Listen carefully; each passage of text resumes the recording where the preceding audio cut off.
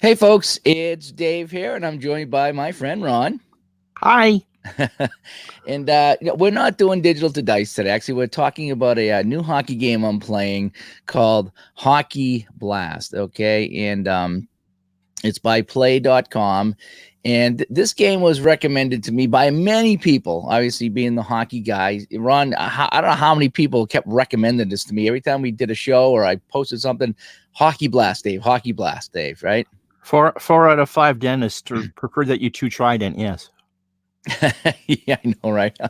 So anyway, so what I wanted to do, so the idea behind this today, okay, is something struck me today when I was at the rink, and in between games I had a couple minutes to myself, and I did a quick search on the reviews for Hockey Blast. Now, what Hockey Blast is, it's a cards and dice game you play on the table here, similar to Strat or something like that, Stratomatic Hockey. And in this review, I found one review, like actual written review on the internet. The rest are all YouTube videos. And so the one guy wrote in, he says, I was trying to look for reviews on Hockey Blast. I was interested in the game. And there's no reviews online, but there are plenty of videos. However, the problem with the videos is that it's done by people who are pretty proficient in the game, and it's hard for a new person to understand what they're doing because they forget what it's like to be new with the game. Okay. That's a very good point. Yeah. And I guess, if you were an expert at anything, like there are some people who are unbelievable guitar players. Okay. That's not me. They cannot teach anyone how to play guitar. Even though they're phenomenal, they just can't teach you how to do it. Whereas someone who's not that good can teach guitar pretty well. Think about Tiger Woods' golf coach. If he was any good, he'd be on the tour. But instead, he's showing Tiger Woods how to play better. Okay. So, and this is not a knock on any Hockey Blast videos. Please do not take that this way. The Hockey Blast videos have really helped me learn the game. But the guy made an interesting point, is that we need someone who's new at the game, that just got into it, to talk about this game. And so that's what we're going to try to do today. So I was talking a little to you about it today, Ron. About doing this idea, and you said you think it might be a good idea. So we're going to talk a little bit about Hockey Blast, the first 60 minutes, okay? Because I only played it for about an hour last night, and so I want to do this video now before I even played any more, so I can talk about what it's like. Okay, first off, let's talk about just the game itself. So it's obviously a hockey game you play in a tabletop.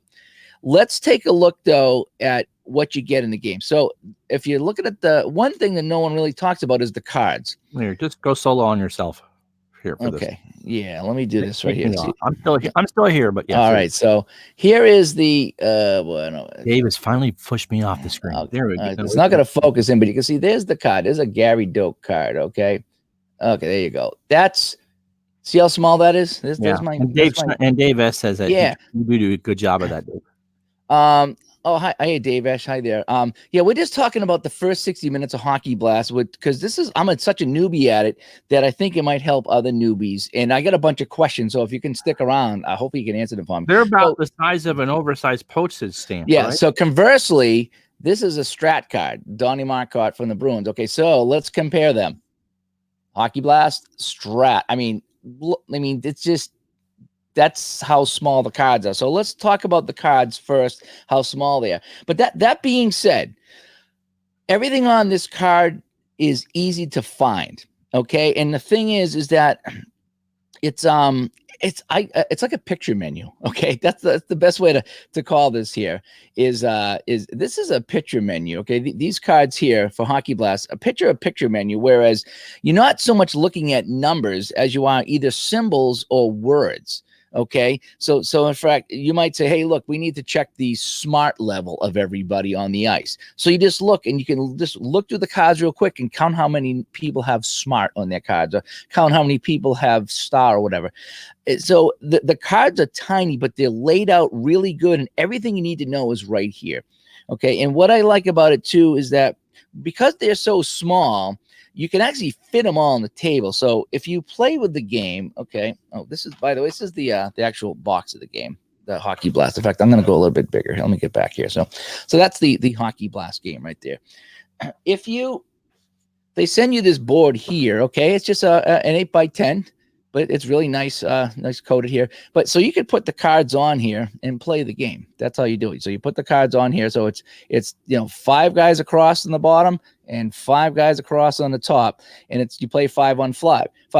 What you would do though is you would stack the cards, and you would have to flip each one to go to the second and third line. Okay, but these cards are so small that if you wanted to go get a big chart like this, now if you see the card here, you can actually put all 4 lines for both teams on this board. Okay, this is one of Al Wilson's board that I went to Staples and had printed out, and so I can lay this on the table, lay out both teams, and you never ever have to flip a card. So the small cards, they work. They as far as looking at them, you can see everything and you can lay them all out. So that's what's good about the smaller cards. Okay, so the first thing you got to notice is the cards are tiny compared to other games. When you held it up like that, it was almost like a business card size, wasn't it? Which one's that? The Hockey Blast card. When you held it sideways like that just a moment ago. No, this is probably sideward. Yeah, like that. That's a business card size. No, it's smaller than business card. I don't know if I have a business in handy on me here. In fact, I might. Yeah. I do have a business card. Talk 1 second, Ron. I'll find a business. All right, so we'll go through. And yes, it's wonderful that Dave has an assistant captain jersey on. I believe that too. Okay. So there's a business card. Oh wow. Okay. Yeah. Okay. So again, it's probably, if I stack them together, I might fit 2 on a business card if I went. So they really are an oversized postage stamp. If you took 2 postage stamps and put them together, that's about the size of one of these cards. So the cards, the cards are very, very small. Okay, the dice you get with the game. Okay, this is the dice. That's the size of the dice. Okay. Now, I would get 3 of those in my coffee to make it worthwhile. Yeah. So let me go full screen again. So that is the dice. Okay. And this is, let me move my mic. A regular size die. Yeah. Or a regulation size. Yeah. So you can see that that's a better look right there. That's that's kind of like the Google eyes you see in those old cartoons. It's about a 75% dice.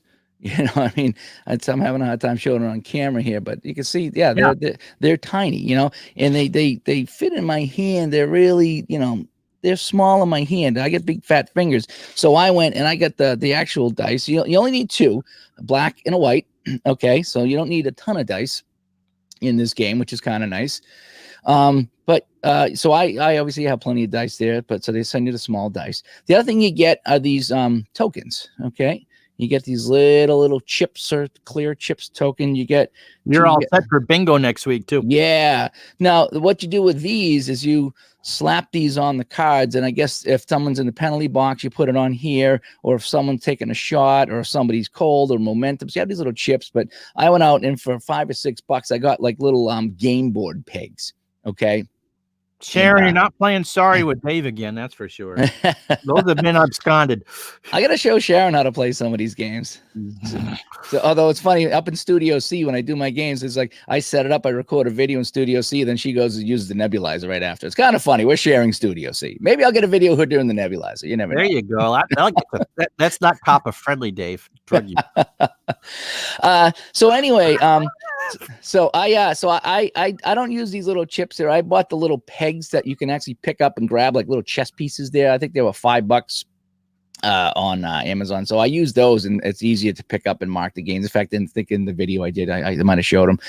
So that's what you get. So you get you get a couple of game boards. You actually do get another game board that you put together. So it's like an 8x14 or something like that. So they give you a couple game boards. I went and for a couple of bucks, I got the big one printed down at Staples. Well constructed. When your unboxing video, by the way, is up on this channel on YouTube. So Yeah, so yeah, if you go to YouTube and you can see the unboxing video of the Apple game of the Hockey Blast game. There you Okay. go. Yeah. So There's a anyway, good ad. well, I was looking at Appa Chatter and We're the gonna chat get room there. abalone on for digital dice now. You're calling it Appa. There you go. And Appa Chatter post, he likes the pre-Calgary Flames. Yeah, the Atlanta Flames there because I picked up the 74-75 season. That's what I'm playing. I think you might be able to chat from here on. Can I? I might be able to chat. Yeah, I can. I can chat. Geez, I didn't know that I could chat now from here. Yeah, I can, but I didn't know you could before. So anyway, so you get the the cards are small. I want to talk about the cards. The dice you get are small, no big deal. The little chips, they work, okay, but I have some other chips that I use for that. So that's basically the setup. So you lay the cards down, you play the game, okay. The videos are great.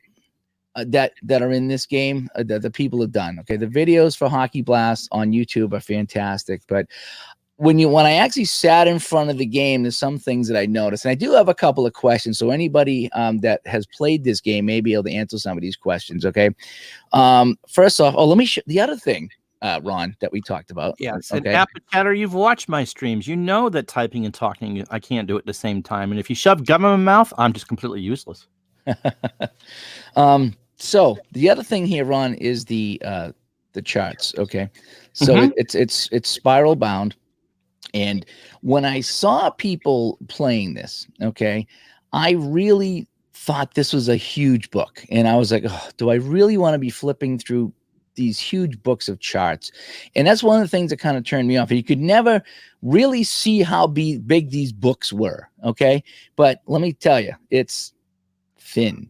It was amazing to see how thin it was, considering how I thought it was going to be 3 times this size, because when people were playing this game, it was like, oh, there's all this charts here and this charts here, and I'm just like, yeah. Look at all these charts. This book it's like a phone book. It's not. It's actually the total. It's 17 pages, but that's page 16 and 17. So 17 cut in half is what you got. You got to flip it 8. It's really small, and how they do it is neat. So most of the game takes place here. You got normal minutes. Okay, I'll go big for 1 second here. So you got normal minutes, as you can see that, and then you got your face-off chart over here, and then your play chart. You got your goalie saves and things like that. So if just you're playing in a normal game, you would just have this open, and then you wouldn't need anything else. If you're on a power play, then you flip the page, and it looks pretty much the same, except now you're on power minutes. Okay, so then you would play from these pages until the penalty was over. If you're playing with empty net, then look, empty net minutes. So, and if you notice, the setup is pretty much the same.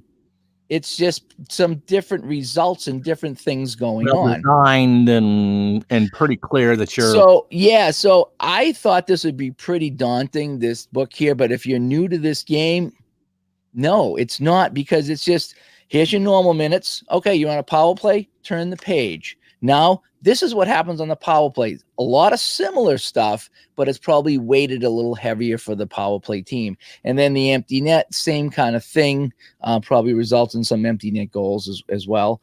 Yeah, there's an empty net miss chart. It's a little bit different in the whole bit. So it's laid out pretty well. Then you got your 3-on-3 section if you were playing overtime, which I'm actually dying to try, because I love 3-on-3 NHL overtime. I really do.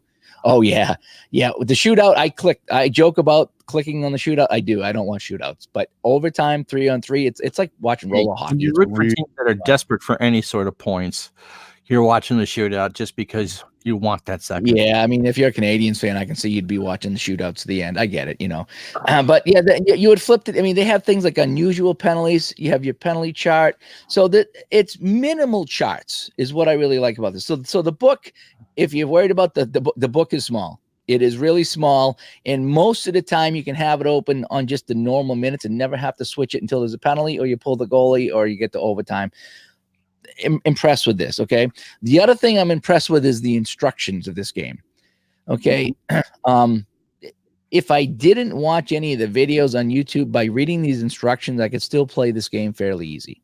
Okay, I want to say that watching all the videos, Dave's in the chat room here, his videos, as well as P-Jet and Al Wilson's, and I think, I don't know if Steve Tower did any videos on it, but there's been a lot of people. It actually does, because Dave Snyder says that he has a neat system to handle line changes using business card holders.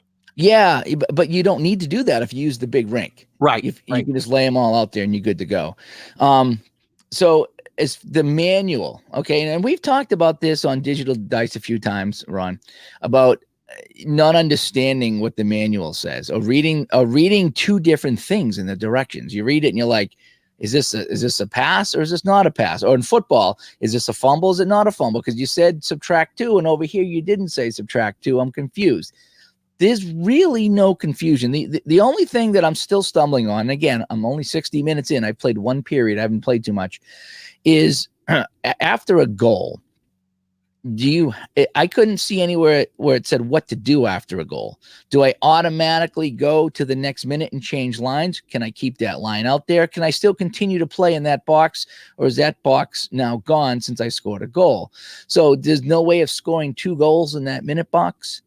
Is if that's what I'm reading. And if you're down by 3 with two time boxes left in the game, have you automatically lost?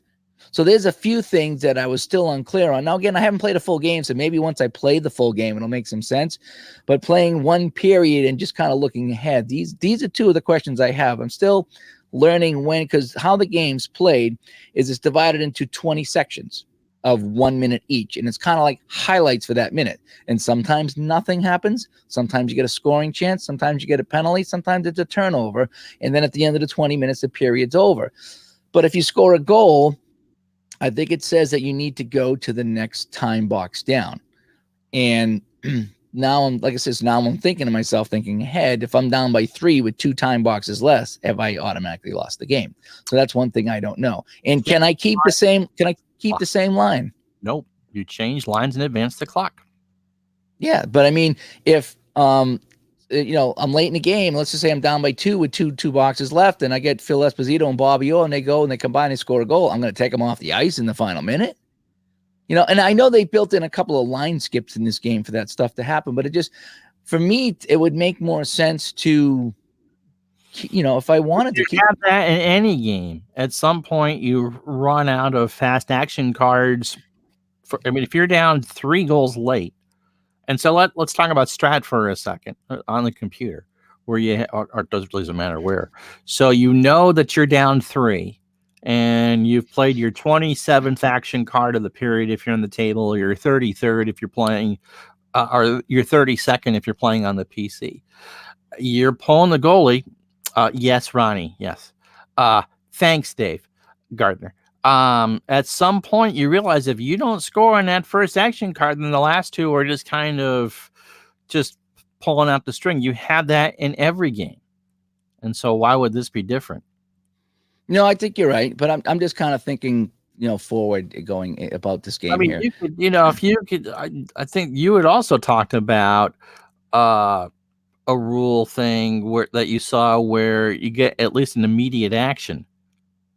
Yeah, there was one thing I did read that at the end, the game might not end is if you take the next face off, and if you get an immediate action, you can continue on, almost like a pressure roll or something like that. But if a cards and dice game where you're not wedded to whatever the computer program wants you to do, is that you can add that. As Dave Snyder says, that's a weak point of the game system. And so let's say you were in that last 2 minutes of the game and you were down 2 and you scored 1.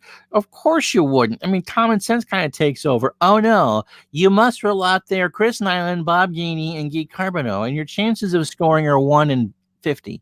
But you might get in a fight. Yeah. You obviously wouldn't do that. If you've pulled the goalie and if you're looking to scramble to try to win the game, or if you've done that, you're going to at least do that. And like everything else, you just kind of go with what common sense. And so let's say you're the Bruins and you're desperate for that goal. Yeah, you're leaving Espo, Hodge, and the Chief out there with Orr and Smith on defense. And if Montreal wins the face-off, the game is over, and I'm happy. And all that really matters, Mr. Gardner, is my happiness. But no, being serious. until you kind of like a delayed penalty. You don't Yeah. until you get another action from another team. Yeah. Well, let me go on to more of the instructions, because we kind of got off there for a second. But the instructions of this game are top notch. They really run you through a gamut of what could happen. Again, I'm the only thing I got stuck on was the exactly when to change into the next time, when you end this time frame and go into the next one. And sometimes when you change lines, because sometimes it lays it out really, really nice. Goalie save, change lines, next time, done. And it says it right in the chart. So, okay, no questions there. Other times, you read the rules and it's assumed. But there's a couple of times in the game where I'm not quite sure. And again, this might just be because I'm new. It might not be a flaw of the game. But so if I had any stumbling blocks after the first hour, it was exactly when to change lines and exactly when to go to the next time box.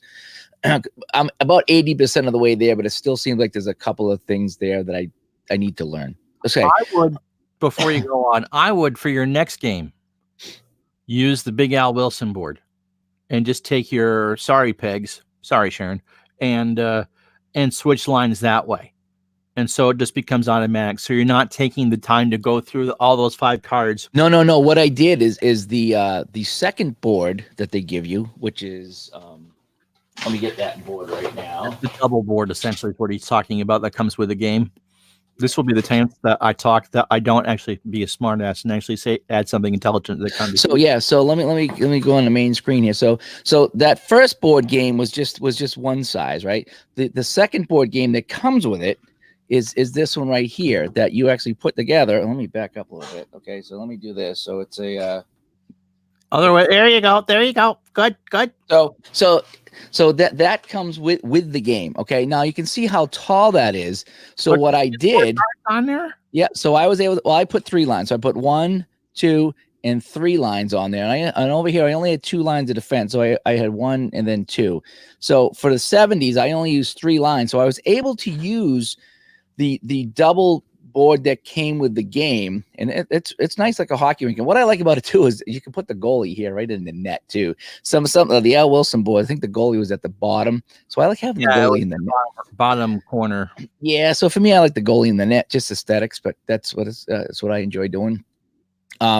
So, but anyway, the instructions for Hockey Blast, are fantastic. To whereas there's 3 things that can happen in this game. Okay. Whereas, the first one being that, team A with the puck, wins the roll, let's say, and they get an offensive chance. Team B steals it. They get the puck now, or it's a tie. Here's what to do with a tie. So they do a really great job in the instructions of what happens. When you roll this, okay, here's an example roll where the offense wins. Here's an example roll where the defense wins. Here's an example roll with a tie.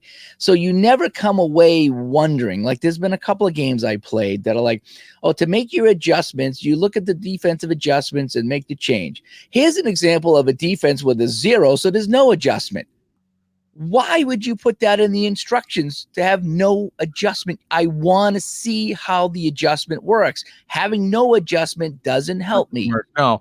And what happens is, I think, not to defend those writers, is that the creator writes the instructions and they know the game in the back of their hand, but they may not have been blessed with great communication skills. And so while they might think that point F is as clear as Jello, it's as clear as mud. And when you get 2 or 3 of those in there, you might go back and do that, but you're going to look, all these games, if you create a game, it's your baby. And as soon as someone attacks it, even if the constructive criticism is there, my child's perfect.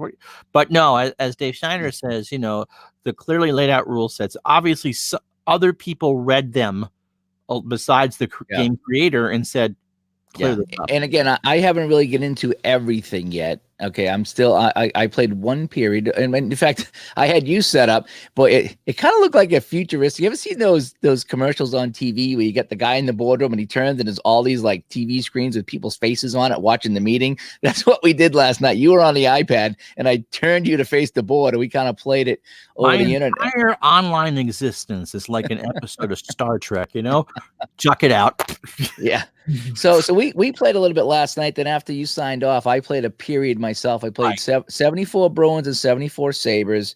It turned out to be, if I played it correctly, it was 1-1 after one. Had some fun. Did Gubermont actually get a scoring chance in the game that you played afterwards? Because that was the weird one. Your first scoring chance was Jocelyn Gubermont. Yeah, and he had what? zero. Oh, yeah, because that's really likely. I think he had a 0 chance to score too. But anyway, so the rules are laid out. Night? They're laid out really well. The rules of this game are laid out really well. There's just a couple of little things I'm still ironing out, but I suppose the more I play, and maybe if I go back and read the rule book, it would stand out. So how you play the game? Okay, so if you're new to this game, if you're wondering what Hockey Blast is, it's kind of a highlight type of hockey game, whereas you have 20 boxes in 1 minute increments for the 20 minutes of each period is how you do it. You start off with a face-off, and here's the one thing that I didn't pick up on people's videos, and I did ask some people, like, what's the deal with the face-off, okay? And this is one thing I didn't quite understand. Is, okay, you roll for the face-off, Bruins win the face-off, you roll, and then it seemed like, okay, well, Buffalo wins and they got a scoring chance. So I was like, well, why the heck would I bother having a face-off if the next roll is going to be a Buffalo scoring chance? The face-off is a waste of time. That's what I couldn't figure out till I actually played it. Whereas now, whoever wins the face-off is on offense, and that I didn't pick up on until I started playing the game. Possession, yeah, and that's one thing I didn't pick up by watching the videos. Maybe I just wasn't looking for it. Maybe, and I'm not knocking anybody in the videos. Please, I'm not knocking anybody that did a video in any game. But for me personally, I just didn't pick up on that, and I watched several videos several times, and I couldn't figure out what the heck the face-off was for. And now I know. Now that I played the game, so the face-off determines offense. So when you roll the dice after the face-off, you go to this chart here, and you can see that there's let me go single here. There's 2 to 12. So what's that? 11 things that can happen. You're right. So you got 11 things that can happen. But they're weighted. Don't forget. Yeah, they are. They are weighted. So there's 11 things that can happen after a face-off. Everything from nothing to a shot on goal or a fight, or so there's all kinds of things that can happen. So, but a lot of the times it's a comparison. And there's some things that are also splits too, right? A couple things out. Yeah. So let's just say you depending on what this other roll, the black die is. It's a 1-6. Yeah. So how the game plays, let's just a quick scenario of how it plays. And if you've played the game, I know you might be bored, but this is the first 60 minutes. So I'm kind of doing this for beginners who are thinking about picking it up or just a brand new to the game. So you roll the dice, and let's just say you go to this thing called Ice Blast. Okay. So with the Ice Blast, what you do is you look at the entire team, the guys that are on the ice, and then you roll another dice to figure out what you're looking for. And so let's just say you roll the dice and you're looking for skill. So you go to the player's card, this little card here, and I think there's up to 6 words on a card. Obviously, the more words, the better the player is. So you're looking for skill. Well, Gary Doak in 1974 does not have skill on his card, okay? So you would look at all the Bruins, add up how many people had skill, and then you would add up all the Sabres and see how many had skill, and that team would now, if you have the puck, so if you won the faceoff, you're on offense, and you have more skill points than the other team, the offense would get an offensive chance and a shot on net. If the defense had more skill points, the defense would take the puck, okay, and they would thwart the offensive chance.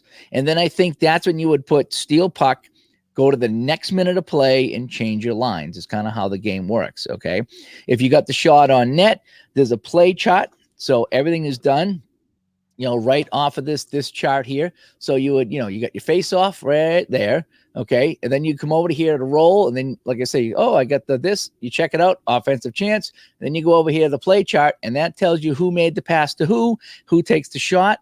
And how you figure out the shot on net is you add up the assist ratings of the 2 people passing to the puck. It's actually fairly simple. So if it's to Hodge to Esposito, or I think has 3 stars for assist. Hodge might have 2, so there's 5. And then you look at Esposito's shot rating, and that might be 1 or 2.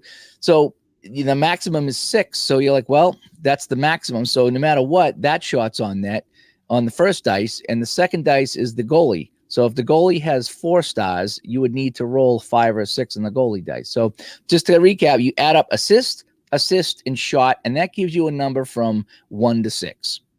Okay, the goalie has star ratings from 1 to 6. So you need to roll the black dice, have it be equal to or less than your shot power, which is assist, shot. Okay, and again, that could be if you don't have any assist rating, then it's 0. And if the other guy has no assist rating, it's 0. And if the shooter has 1 star, then 1. So you need to roll a 1 on that dice. So you need to be equal over more shooting. Yeah. So how it goes is you add up the assist, and the shot of the 3 guys listed out. You roll the dice. You have to be equal to or less than. So obviously, the higher the shot power, the more chances of a dice roll from 1 to 6 you have to getting on net. The second part of that shot is the goalie rating with the white dice. So last night we were shooting on Roger Crozier, who was in the Buffalo net. He had 4 stars on a regular shot. So the only way I could get a potential goal is to make sure that my roll was equal to or less than all my power, and that I rolled a 5 or a 6. So anything aside from that combination was a save, and is a save chart. And you would go to the save chart and follow it along. If I did indeed, roll less than or equal to my power, and I did beat the goaltender's 4 stars with a 5 or a 6, okay, I would go to the goal chart. So it's still not a definite goal. Okay, even if I get it on net, he still has a chance to make the save or something crazy to happen. So that's how you would get the shot on net. I'm probably not explaining it very well. You are. Now, one of the things that we talked about last night, and we didn't talk about before we went live today, is you were having a hard time in your head trying to picture where the shot was coming from. In other games, it's whatever zone. And Strat, it's pretty much cut and dried. Yeah, that is the one thing that I think was lacking in this game, is that there was no outside, inside, close-up shot. There was no. What I suggested, I don't know if you gave this any thought, was depending on how powerful the shot was, would be, unless for a defenseman where most of those shots are coming from the blue line, was that the higher, for me, as you described it, what pops into my head was that the higher the dice roll, so if it was a 5 or a 6, something that was going to be a guaranteed shot on net, the closer the net it would be. So if you were rolling a 1, you're just flinging it at the net and hoping something sticks. But if you got a 4 or a 5 or a 6, you're pretty, 5 or a 6, you're pretty much at point blank range. You could do that. You could, in your own mind, draw it up. But in this game itself, there's no way of saying this was a point shot, this was a close in shot, or a breakaway. Oh, I think there is breakaways. I should say there's breakaways. But yeah, I mean that's kind of the bummer about it, because I think they could have done that. Whereas let's just say it was an outside shot. Okay, you could just say, don't count any assist ratings. Just look at the shot power of the guy. Okay, so the guy taking the shot, you just look at if he's got 1 star, you need to roll a 1. And that's kind of what Strat does too. Is that the outside shots have a lesser chance. Okay, and the inside shots have a better chance. You got guys in Strat who may be 3 or 4 offense, and you're thinking, oh, goody, there's going to be some good scoring chances. You go to roll, and they're not scoring. Yeah, but they took a lot of shots. So please roll an 8, please roll an 8, please roll an 8. Yeah. But so that was the one downfall of this game, is that when you're visualizing the game, when I play these games, I like to have it in my mind that this is what's going on. So I'm not looking at cards and dice on a table. I'm playing it, but my mind is at the rink and visualizing what's happening.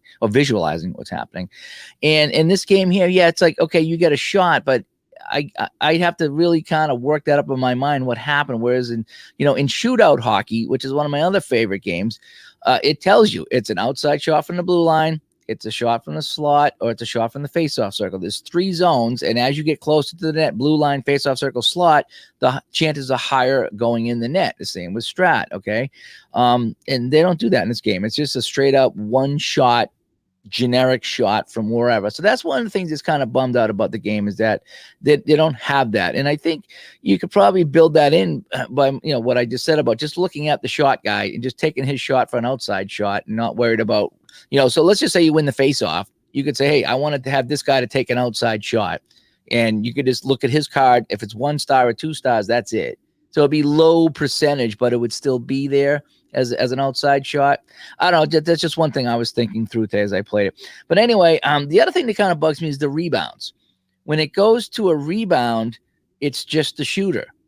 So if the shooter has 1 star, it's almost harder to get it's harder to get a rebound on the net than it is an actual shot, because with an actual shot, you pile up the 2 assists. Assist, shoot. So you get 3 cards to look at to add up the stars, and that's your shot power. And again, if you have 4 total stars, then you can roll 1, 2, 3, or 4, and that shot's on the net. Are you reading that right? I think I did. The only thing that changed is that right. You think that your highest chance of a goal would be. That's what I thought. Now the goalie ratings changed though also. Okay. So the goalie ratings, like Crozier went from 4 stars for a save to 1 star for a rebound. But so even it's a better chance to score on the goalie. Let's say you had someone who's a 1, like Gouvernement. I'm not picking on him, but that was just the one that stuck out from last night. He gets his own rebound. So if he rolled a 1 and a 2, then he would be able to. Yeah, he has to roll a 1 on the black dice to just get it on the net, and then he would need to roll a 2 or better on the other dice. So that's the 2 things that have disappointed me so far is the idea that there's no way to see where the shot comes from. It's just a generic shot on net, and I know it's a highlight game, but still, even with shootout, you have the 3 zones, and so you visualize, hey, the shot from the point, oh, he's at the top of the face, or oh, he's on the slot, he's got a great chance to score, and there's a buildup for the dice roll at that point, or the card flip. In this right here, whether you're shooting from center ice or whether you're shooting from the slot, it's all the same. There's no distinction between the 2.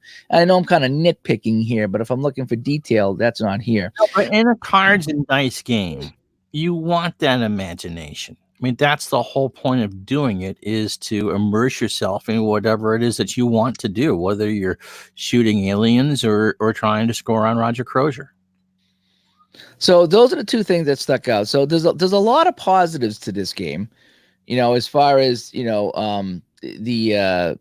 boards they send you. The cards are small, but they work. They're really easy to see. The other thing is, Ron, is that you're not doing any math. And we talked about this a little bit before we went on the air here. And I'm not knocking any game that does, but for me personally, if it says total offensive number versus total defensive number, and I got to look at 5 cards and go 13 plus 16 plus 21 plus 7 plus 5. Add that up, and then look at the other team and says 13 plus 11 plus, that I don't want to do that. In this game here, they say team with the most triangles. And so you look, 1, 2, 3 triangles, 1, 2 triangles, done. There's no quote number math. You have to add symbols, which is much easier than adding numbers. Either that, or you're looking at the cards to see how many people have the smart category, a smart skill on that. So I get 4 smarts on this team and 3 smarts on this team, and so this team wins the puck, or this team wins the scoring chance. So it is the card layout and how they do, like I said, the language, you used this earlier, the language of this game it's like a picture menu. It really is.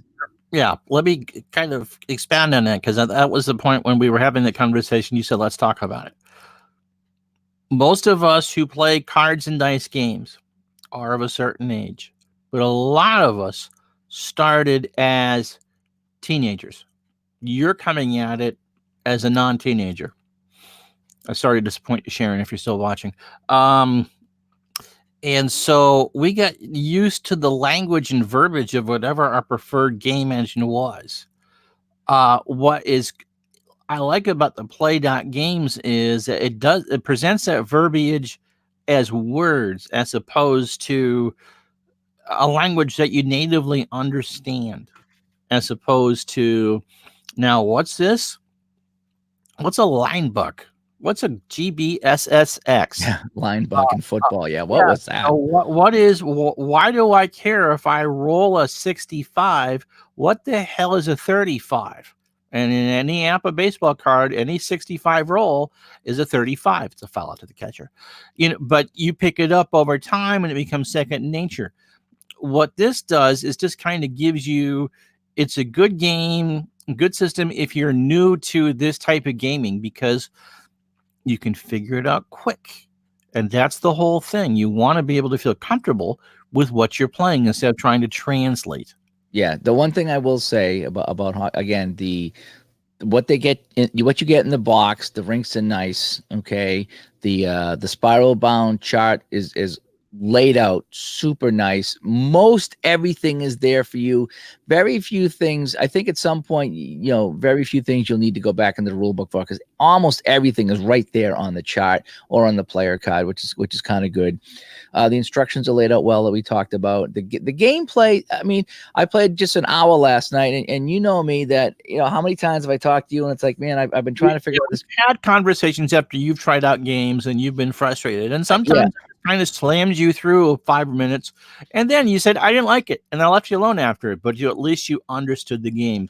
There really was no point last night where you got frustrated, that you read too much into the instructions, and you were fine with it, and that was great. Yeah. So, but that's just how I vote. Even in high school, when I took courses in class. D&V, the game. Yeah. Goal.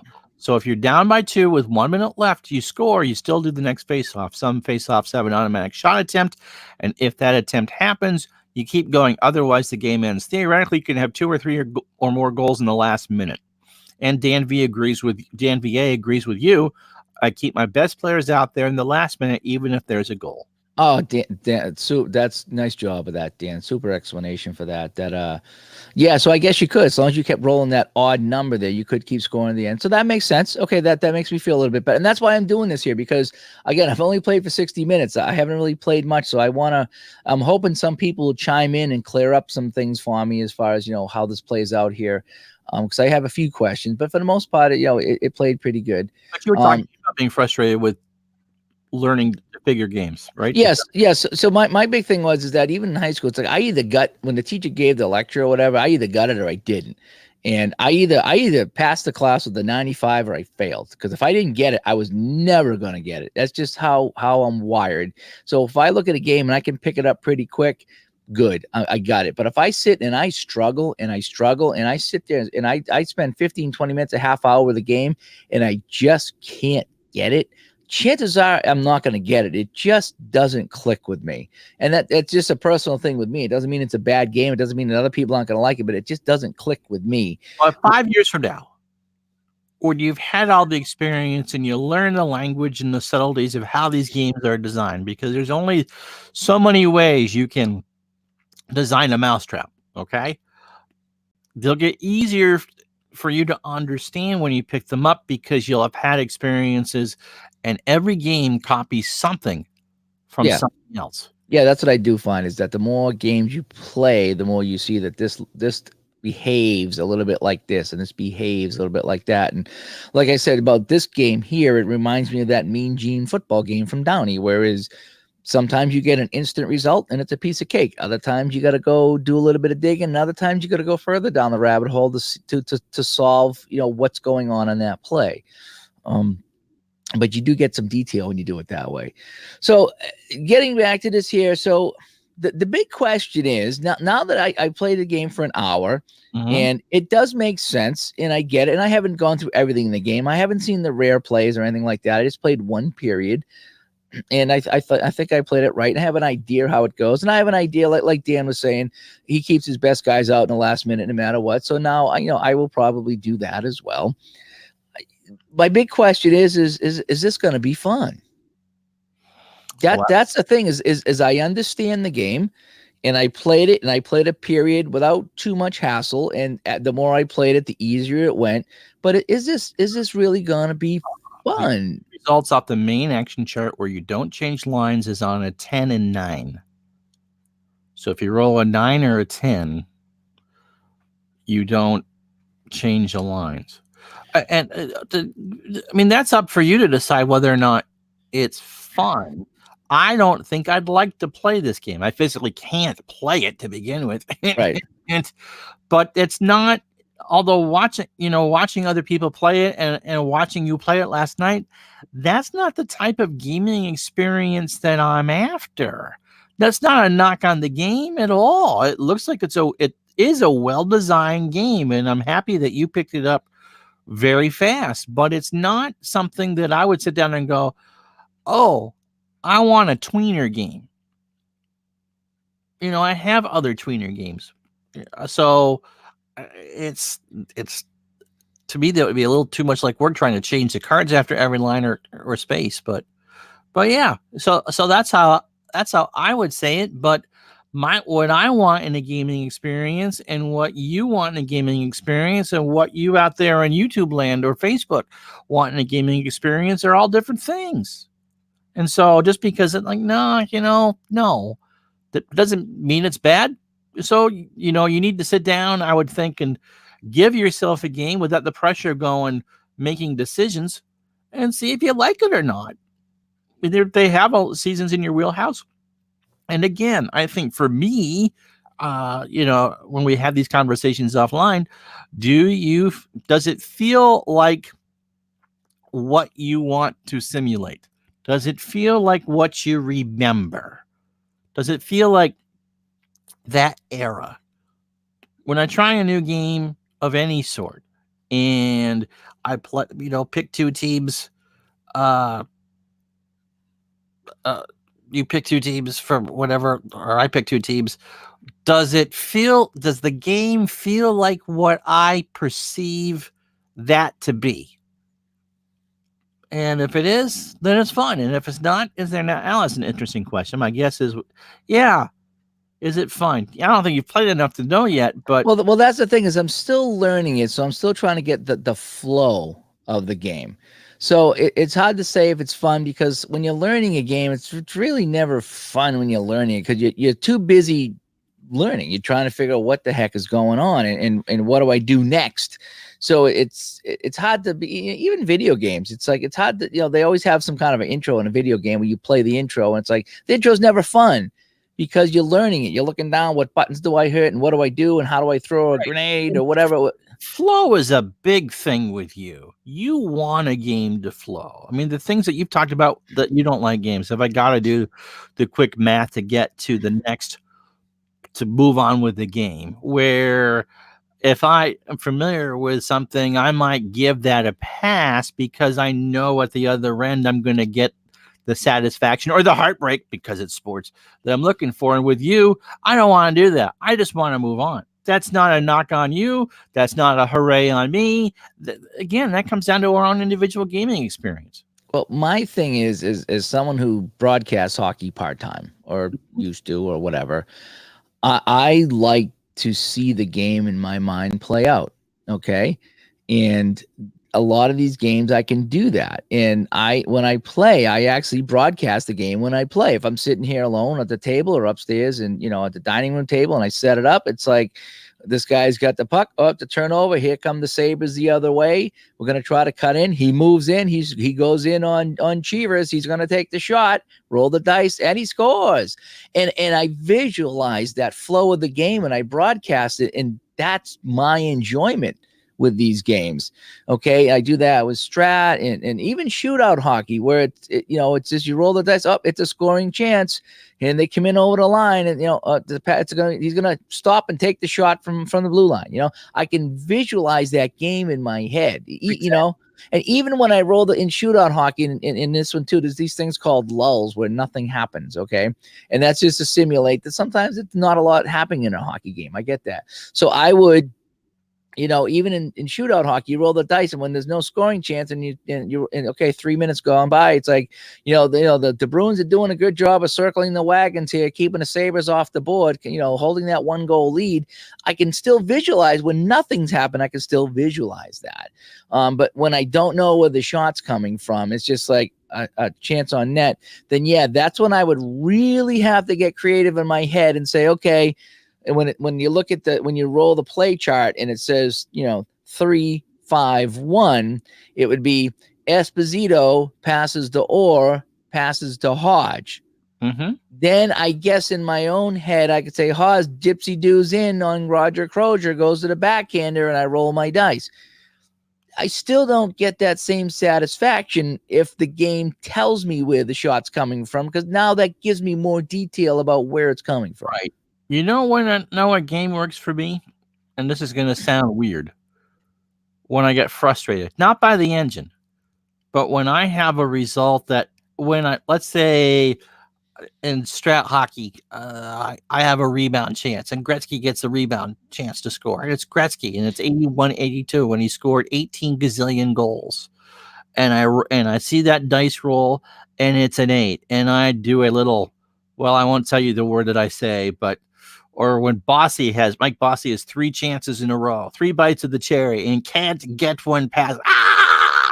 That sort of thing. That's when I know that it works, because I've gone beyond. For me, I've gone beyond what the engine shows me, and that actually concerned about the game itself. You forget that you're playing the game, but you forget that you're playing the game, if that makes any sense. Yeah. No, you're into it. You're mentally into that. Yeah. I'm playing a game. I'm seeing it in my head. There is nothing worse than runners on, for instance, runners on second and third and nobody out, and 30 seconds later, you are out of the inning and you can't score a blankety blank run.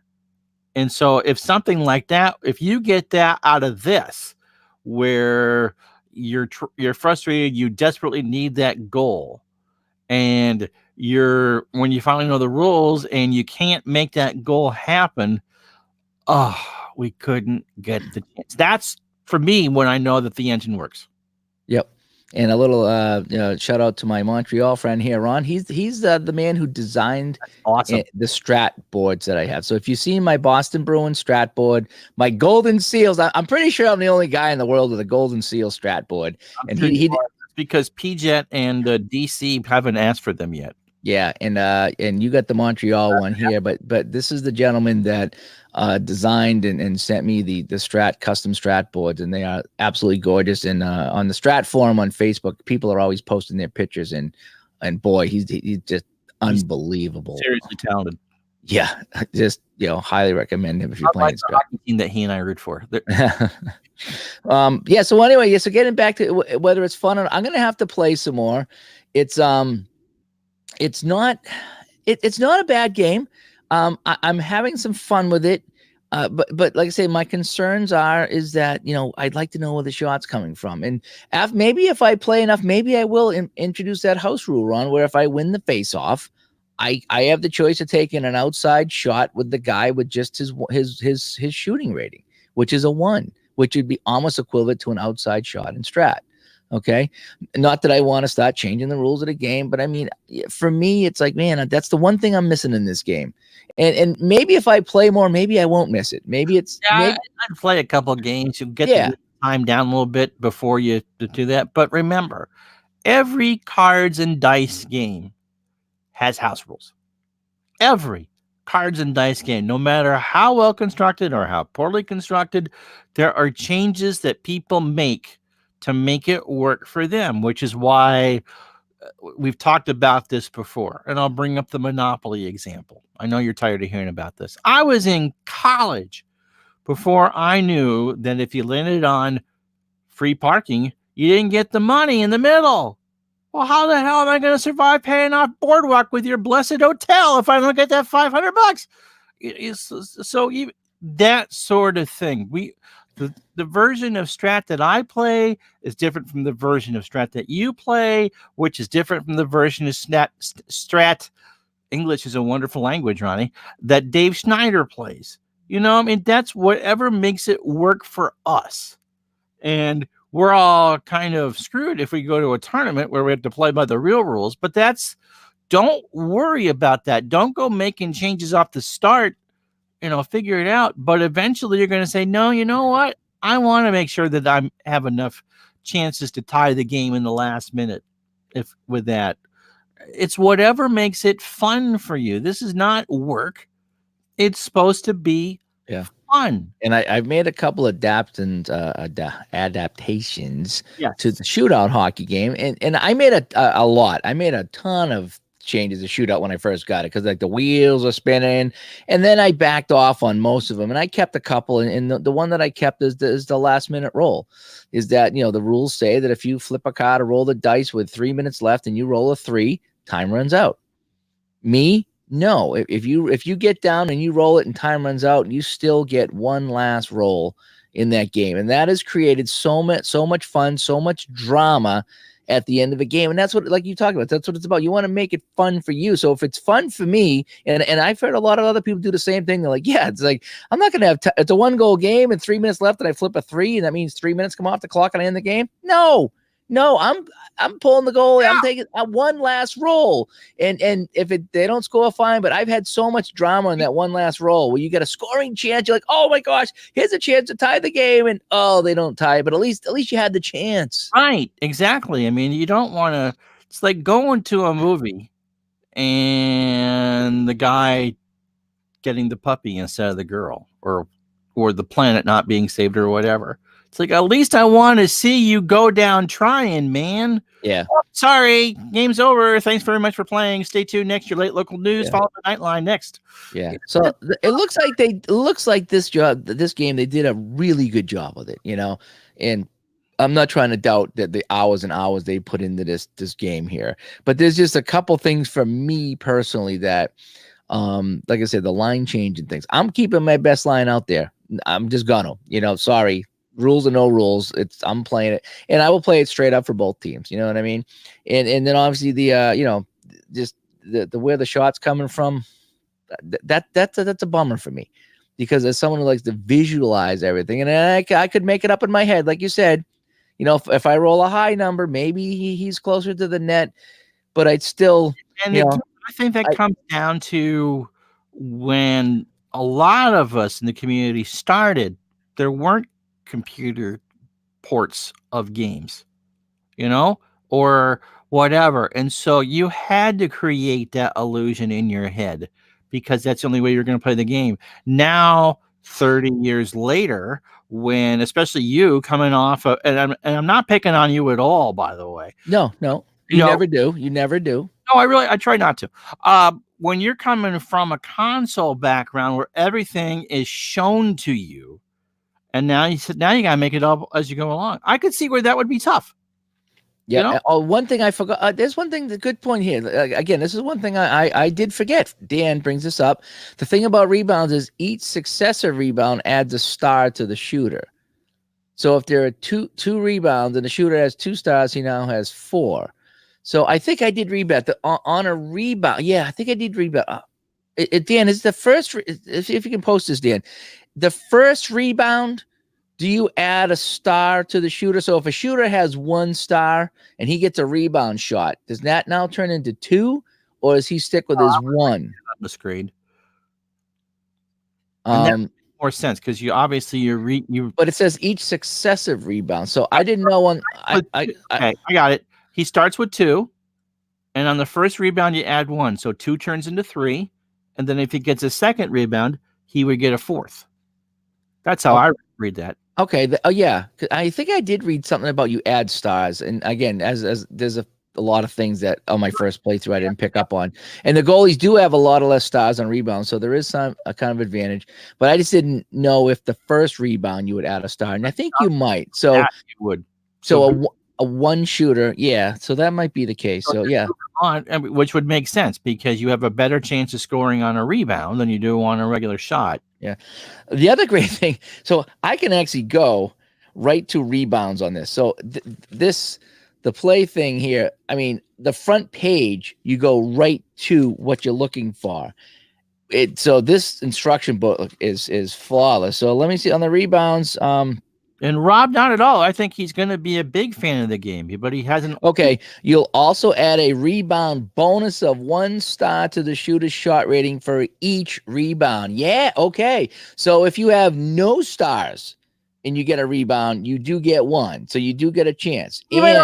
could score on a rebound. Yeah, he could actually. So if you only had 1 star, then you would add okay, good. So that makes me feel better about the rebounds now. I think I did read that. And Rob asked, and not Hockey Blast fan, Rob, I'm not sure yet. That's why we're here talking. I've only played it for an hour, and I'm just talking about my first hour with the game. So many people told me to get it, so I finally got it. I just want to talk about my first hour, what I like, what I don't like. There's a lot more that I do like, that's for sure, than I don't like. But we're just going back and talking about it here. I don't know how long Dan VA's been watching, but he said the exact same thing I did about a half hour ago. Visualization.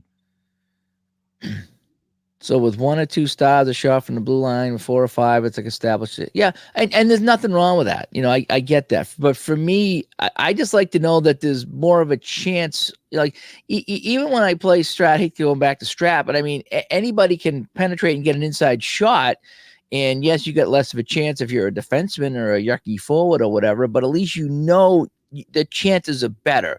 Whereas with Hockey Blast, it's one generic shot chance for everybody again on the rink. Hockey Blast is a highlight game. Yep. As opposed to Strat, where you're making the biggest thing is you're making all knock against the game is you're making all the decisions.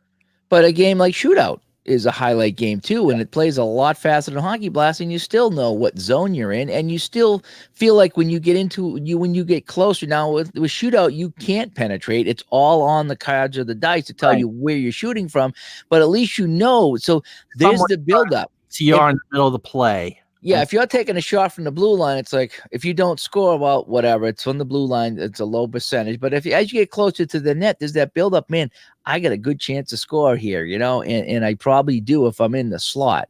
I think the chances are better in the slot, than not to score. So for me, I do kind of miss that. I mean, I could visualize, and maybe I will. Maybe the more I play this game, the more it'll flow and the better it is. But I think once you get from am I doing this right? Am I doing this right? Which we all do. We all do that. To it feeling more like a hockey game. No. Oh, here we go. I got a good chance. I mean, one of the things that I like about the play.com charts is that it gives you some of that flavor once you roll the dice. And so you may not, in the case where you're talking about, you may not see where the shot comes from, but you know the end result and how it worked. And so that builds the immersion and leaves less to the imagination.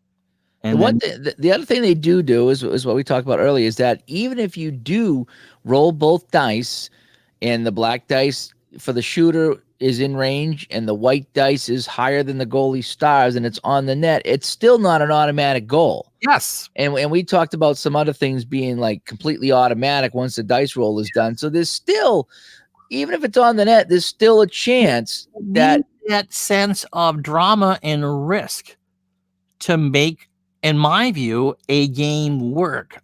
If I know that the result is going to be A before I even go to the A chart or A card or whatever, then the chances of me picking that up again are going to be less and less and less. I want to be surprised. For me, just strictly for me, it's like reading a book. I don't want to know what's going to happen. I want that element of risk and surprise. I mean, if you know that, okay, I mean, again, to talk about Strat, one of the things that I've shared with you is, okay, you get on that goalie card and it's a goal 1 to 19 and the random number generator spits out a 20. I can't believe I got beat by that. And yeah, I think you'll find out with this once it comes down to put tab A into slot B and it starts to become hockey for you, if you know what I mean. Yeah. And again, this is just the first 60 minutes. And this is just, I kind of did this video because there's a lot of videos out there of people who are very good at this game and play the game. And one of the comments I read today on one of the reviews of the game was, the videos are made by people who are so good that sometimes it's you want someone who's not that good playing the game so you can learn with them and go over some of the little things. And it's tough to slow down. I've done it. It is. Yes, it is. Exactly. And say, oh, here's my thought process here, or this is what I would do. and hope that people pick up on it. I got a question I have to answer tonight about Strat basketball, and it's like, oh, okay, that's a good question. And I played enough, the 2 or 3 games I played of it all the way through, I figured it out. But yes, because the ultimate goal of any game designer, and I think what the Avalonis do with the Play.com games is a good example, is they want to make you comfortable and as fast of a time as possible.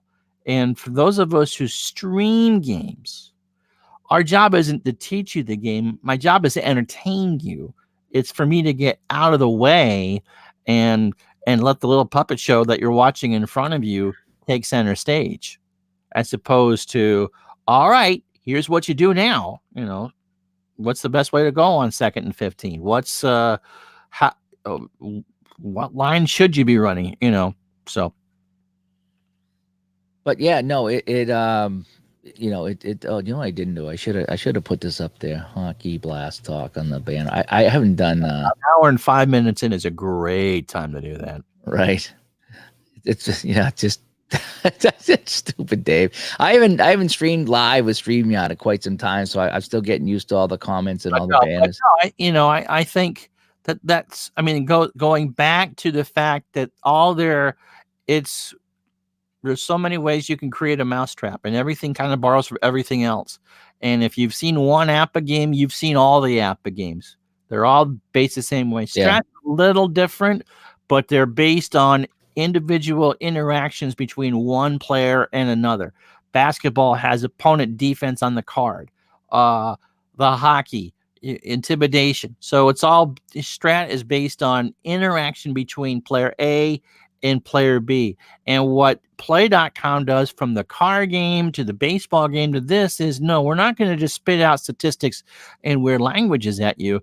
We're going to try to make this look like an entry-level game, and then you realize about 2 hours into it, it's anything but an entry-level game. It's a full detailed simulation, but it's presented in a way that it's not intimidating. What I really like in any game that I play, whether it's a quick 5-minute game, like a final score, or it's a full-blown, hour and a half game of either Strat or, a fast action football, whatever it is, when you're done and you look at the score and you feel like you've been through the game, that's the best feeling.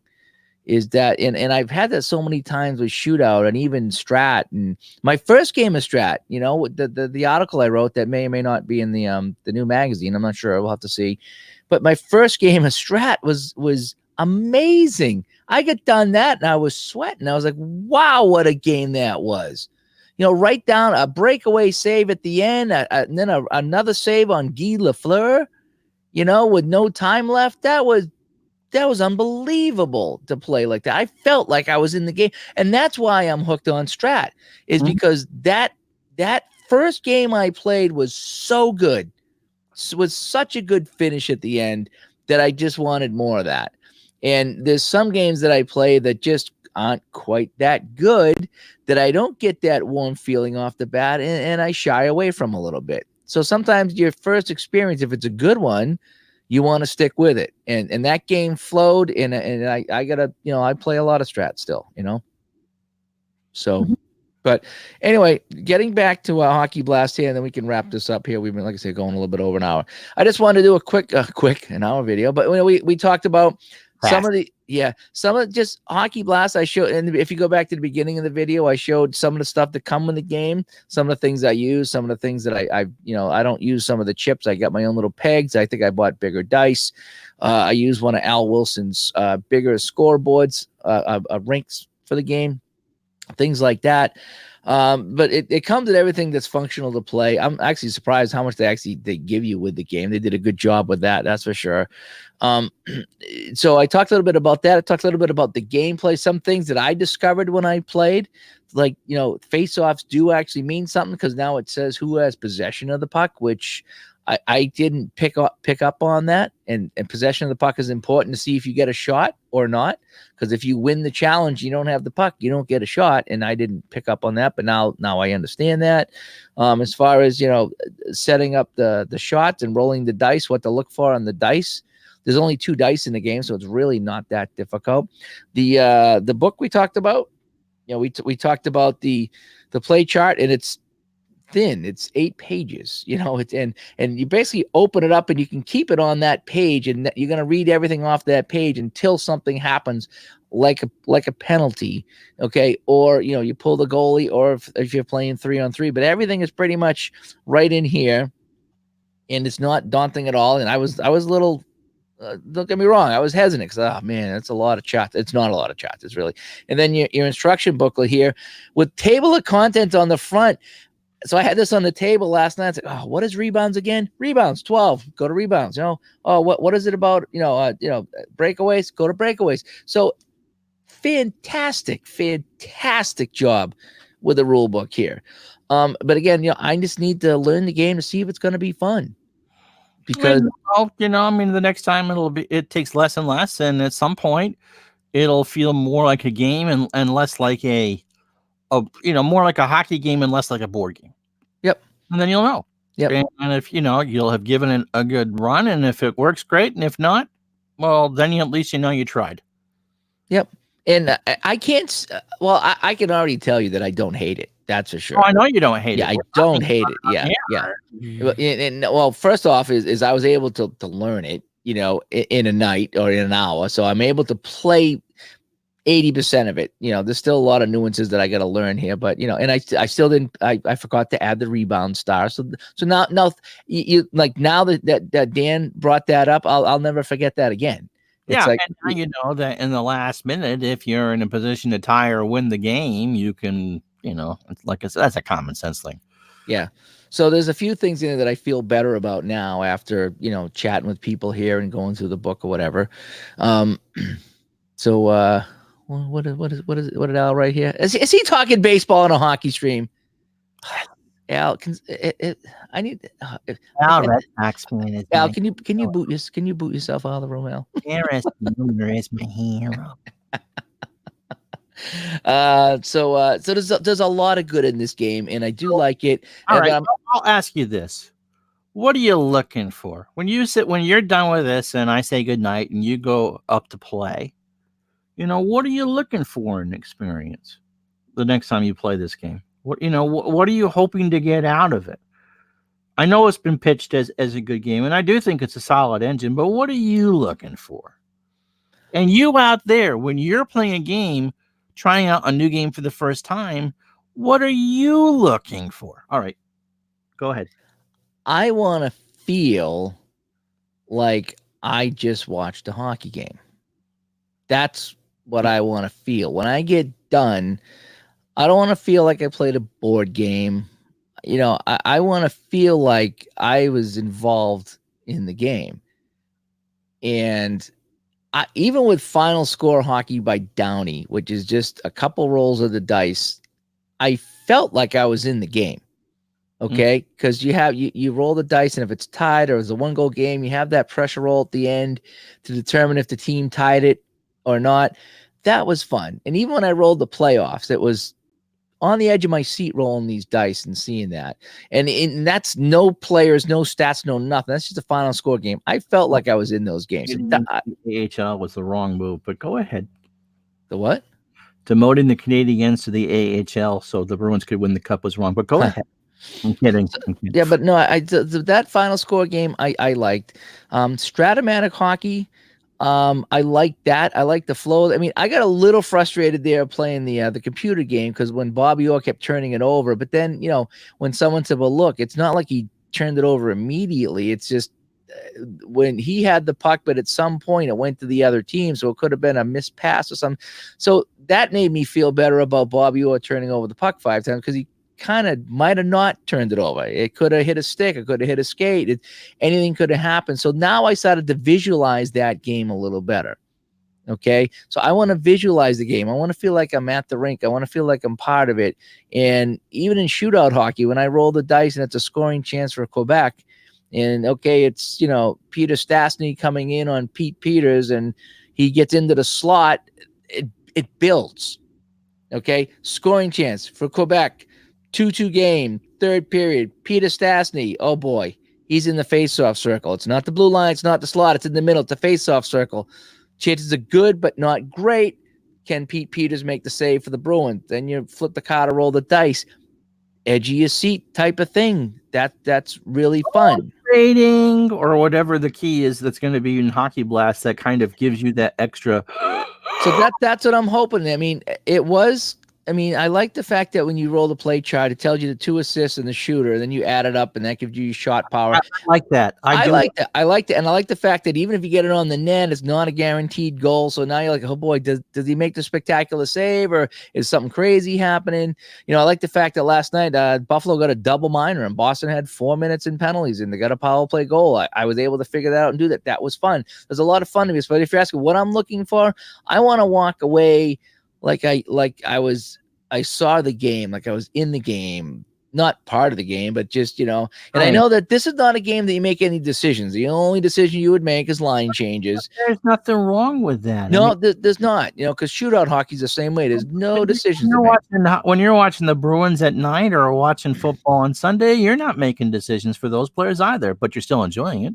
Yeah. You may second guess decisions, but I mean, when I got done playing that shootout game the other day, in fact, I think I streamed it on my, or I put the video up here on my YouTube channel. Check out the shootout game between Boston and Quebec, 1985. You know, there was a play that the Bruins got a short. I think they either got a short-handed chance or a short-handed goal. I think they got a goal. I think Mike O'Connell took a shot, and it was a rebound, and the Bruins scored, and it was Dave Reed. And just by luck, I rolled the dice with Dave Reed, but Dave Reed was a big-time penalty killer for the Bruins. So for him to get a shorthanded goal just added to the immersion of that game, because he would be the guy to get that shorthanded goal because he was always killing penalties. So it was just really cool to flip the card and pull out his letter or number, whatever it is, in the game. That just stacked the immersion level of that game for me when he scored that shorthanded goal. So that's what I'm looking for. I want to come out of a game like whew, that was awesome. Okay, even better answer. Mm-hmm. What am I looking for? Mm-hmm. When I finish the game, I can't wait to play it again. That's probably the best answer. No, okay? I think that's great. You know, that's the right answer. Some of these other games that I like, final score hockey, I can't wait to play again. When I play shootout, love it. Can't wait to play again. You know, Strat hockey, I love to play. I can't wait to play that again. Even Action PC, I did a Action PC game the other night. Can't wait to play all these games. Like they're the top of my list to play. To play some of these other games, haven't played in months. Not that I don't like them, but just it's not like I can't wait to play them. It's like, oh, I'll play that again at some point, and I do, but I'm hoping to get done the next game. I'm gonna go play periods 2 and 3, when we're done here, and see how it goes. And I'm hoping when I'm done, if it flows better, it's like, I can't wait to play this again. I want to stay up till midnight tonight playing this game. I want to get up in the morning, and while I'm having coffee, I want to play another game because I'm addicted to this. It is so, that's what I want. I want to play and dying. I want to play it again. So I guess that would be my answer. And Dave says, game flow for me is important. A game that gives the game players choices to make in the game is also important. So yeah, so making choices, yep, that is important. And that's going to be a topic that we're going to talk about on Digital to Dice pretty soon. It is games that you make decisions, and games that you kind of just roll the dice and watch play out in front of you. And the pros and cons of both. That's one of the things we're going to talk about. So game flows, no matter what, if you make decisions or not, yeah, game flow is important. If it's too choppy, I don't like it. Well, and again, just repeating what I said, what I like about this Hockey Blast game is that when you roll the dice, you figure out who gets the puck, and then you roll, and then you figure out what you do. And a lot of it's almost like a game of war or Risk or Stratego or something where you got player A and player B going head to head, or team A and team B going head to head, and you got to figure out who, quote, wins that little battle. There is what this game really comes down to. and they've made it real easy to see who wins that battle, because they've done symbols and they've done words. You're not doing math. You're not doing anything crazy. It's literally seconds to see who's got what. And that's one of the other things I really didn't pick up on the on some of the videos I saw, was just, a lot better in person than it did trying to watch a YouTube video. Yeah, when I got in person, a lot of this stuff actually made more sense than it did on the videos, because again, you had to do it yourself. You had to physically move things around and think about it. So and Dave says, yes, you add one side on the first, so that's good. Yeah, so I did read that in the rule book, and that's one thing I don't think I was doing on rebounds last night. So now I know, and so now on rebounds, that's one more thing that I've learned here. And what does Dave say? Poor managed by the game player can affect the outcome of the game. It's also great if you play head to head. So, sure, that would be a good head to head game. You can do that, this one head to head, but I'm not sure. Yeah, I mean, I guess you would roll the dice and see what happens, change your lines, So I mean, I think you'd be more of the manager or the coach, than anything else in this game. Our buddy Kenny Castro, who's not here, talked about being able to match, playing enough so you can match lines appropriately against each other. And I guess that would be a good head-to-head challenge if you knew the team well enough that you could counter a high-powered offense like mid-70s Buffalo, or maybe a modern New Jersey team, or a mid-90s New Jersey team, which neutral zone. Yeah. But there is, again, to repeat myself, there is a lot to like about this, especially with the cards being so small. You can lay them all out on the table, and you can pick your lines up. You don't really have to start flipping cards over. You don't need a huge spread on the table to play, because the cards are so small. The chart table's kind of small as well. And there's only 2 dice and a couple of chips. And they do a good job of reading the cards. So I could see how people can play this game fairly quickly. Guys like PJet who have played entire seasons and continue to play entire seasons. I can see how, because you can get this game flowing pretty quickly. And there's a lot of enjoyment here. So I'm wondering, after I play a couple of games, if I'm going to go back to this, or if I want to, just continue with, alternating between shootout and strat. I think there's, as Dave S. said earlier, there's a lot of choices out there right now, and a lot of good options. And so you can go, if you like a Whopper and a double from Wendy's and a Big Mac, then don't do them all at once. But you don't need to just stick to one type of cheeseburger. Nope, you can play different. And I was kind of hoping this would be my third, that I obviously I got a bunch of strat seasons that I need to stop playing. The shootout hockey, it's always, that's a good quick game. You got 15 minutes, I go play shootout, and I have some fun with that. And you can pick off a playoffs, or something fairly quick with shootout. And then this one here, I'm kind of hoping this would be in the middle. Yeah.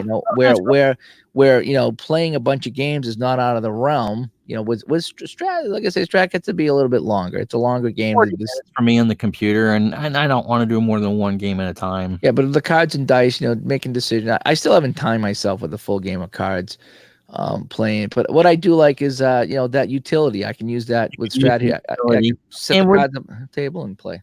And it's easy to get distracted. People call me on Hangouts all the time, where the cat gets in the way and all that. So, but no, that's. Yeah, but when I'm done, that's not one that I'm going to say, oh, let me do a double header with that. Yeah. And this you might say, after you get used to it, okay, I got 90 minutes.